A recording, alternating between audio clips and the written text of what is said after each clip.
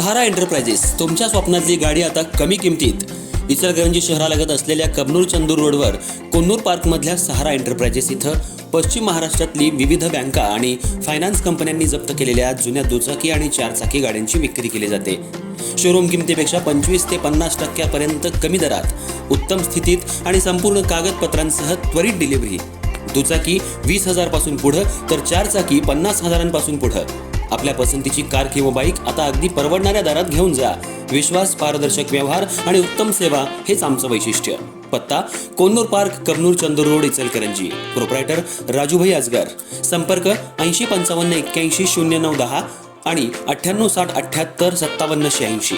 सहारा enterprises, दर्जा, विश्वास आणि बचत यांचं परिपूर्ण ठिकाण.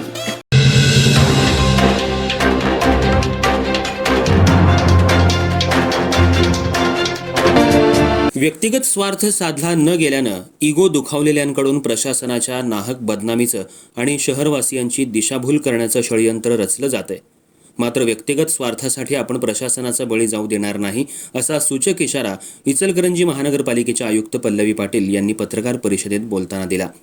त्याचबरोबर प्रशासक काळातील कामकाजाची माहिती विधी ग्राह्यीकरण करता येत नाही असा कायदा सांगतो.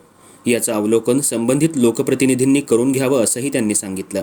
इचलकरंजी महानगरपालिकेच्या पहिल्याच महासभेत प्रशासक काळातील कामकाजाची माहिती सादर करावी आणि बॅकडेटेड टेंडर या विषयांवरून प्रशासनाला काही सदस्यांनी कोंडीत पकडण्याचा प्रयत्न केला होता. त्या संदर्भात बोलताना आयुक्त पाटील यांनी अपुऱ्या आणि ऐकीव माहितीच्या आधारे एका व्यक्तीद्वारे चुकीचा मेसेज देण्याचा प्रयत्न केला जातोय. नगरपालिका आणि महानगरपालिका यांच्यातील कामकाजाची पद्धत वेगळी आहे. 25 लाखाच्या पुढं आणि 100 कोटीपेक्षा अधिकच्या विकास कामाला आणि 100 कोटीपेक्षा कमी पण खर्चापेक्षा अधिकचं टेंडर या संदर्भात स्थायी समिती मंजुरी देते. तर 25 लाखापर्यंतच्या विकास कामांसाठी मंजुरी देण्याचा अधिकार आयुक्तांना आहे. प्रशासक काळात झालेल्या कामकाजाचं विधी ग्राह्यीकरण करता येत नाही असं कायदा सांगतो. याबद्दल माहिती देताना त्याबद्दलची माहिती महासभेसमोर सादर करण्याची गरज नसल्याचं त्यांनी स्पष्ट केलं. या संदर्भातील माहिती देणारे सखोल कायद्याची पुस्तकं आणि गटनेता आणि विरोधी गटनेता यांना दिली आहेत.